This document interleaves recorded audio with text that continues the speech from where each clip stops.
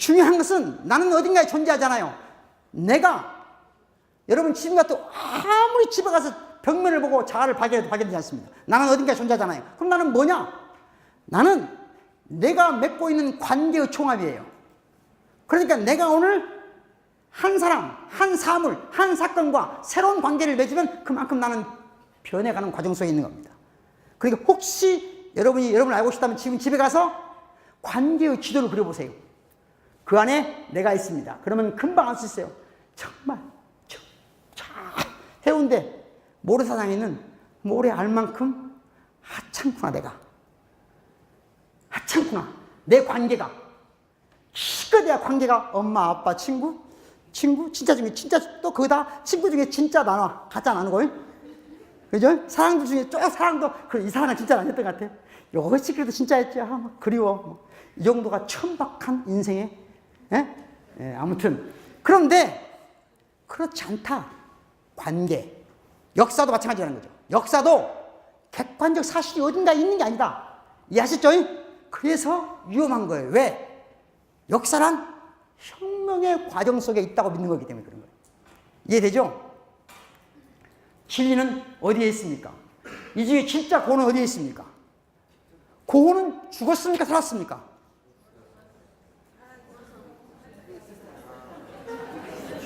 박수 한번 쳐주세요. 고는 살아있습니까? 죽었습니까? 그러니까 딱 고쳐두면서 살아있을 수도 있고 죽어있을 수도 있죠. 정답이에요.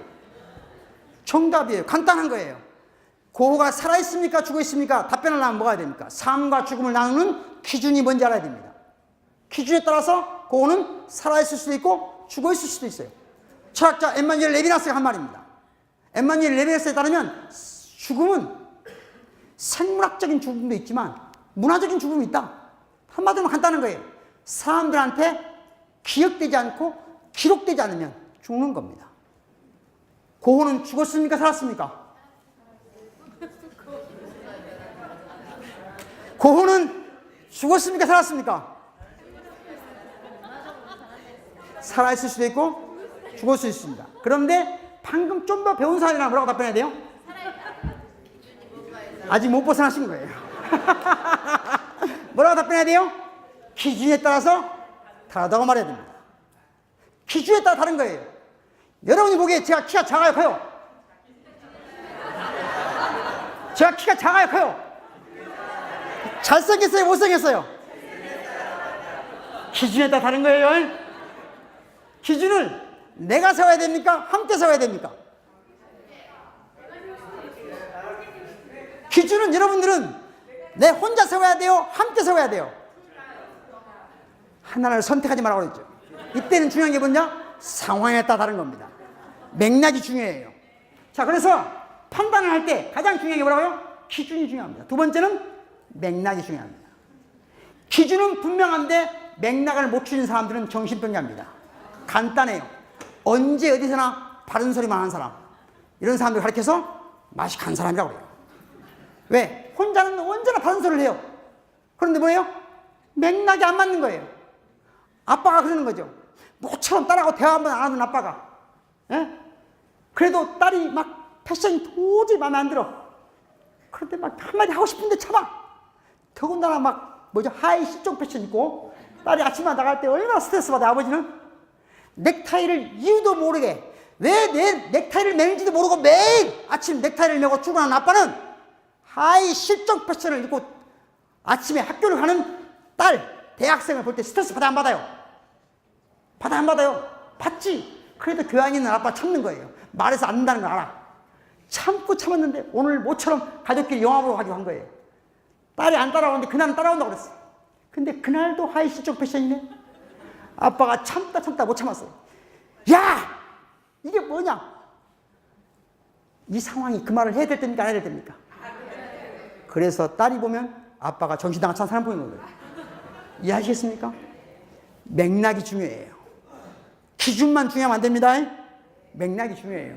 자, 기준과 맥락에 따라서 고는 살아있을 수도 있고 죽어있을 수도 있습니다. 살아있다고 말해야 될 때가 있고 죽었다고 말해야 될 때가 있는 거예요. 이해하시겠습니까? 역사도 마찬가지예요.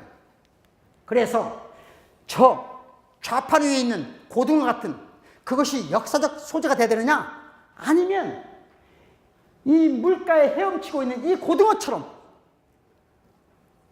역사학자는 물가에 헤엄치고 있는 고등어와 같은 역사적 사료를 가지고 역사학자는 요것을 먹으면서 역사학자가 돼야 될까요? 요것과 함께 헤엄을 치는 역사학자가 돼야 될까요? 이게 질문이에요. EH카가 든 질문입니다. 좌판 위에 있는 생선을 가지고 노는 역사학자는 죽은 학자입니다. 대학에서 권력을 찾아가고 있는 학자들이에요. 하지만 진정한 역사학자라면 바닷가에 들어가서 저 고등어와 함께 헤엄치는 역사학자가 돼야 된다 하는 거죠. 말은 좋은데 될까요, 안 될까요? 바닷속에 들어가면 죽습니다. 이해하시겠어요? 이걸 알아야 돼요. 아니, 말은 좋은데 우리가 왜 생선 가게에서 생선 사 먹어요? 바닷가에 들어가서 살면 죽어요. 그래서 대부분 살고 싶은 사람들은 다 어떻게 돼 있어요? 거짓말을 하게 돼 있습니다. 사기를 치게 돼 있어요. 이게 딜레마예요. 딜레마다. 너무 쉽게 세상 생각하면 안 되는 거예요.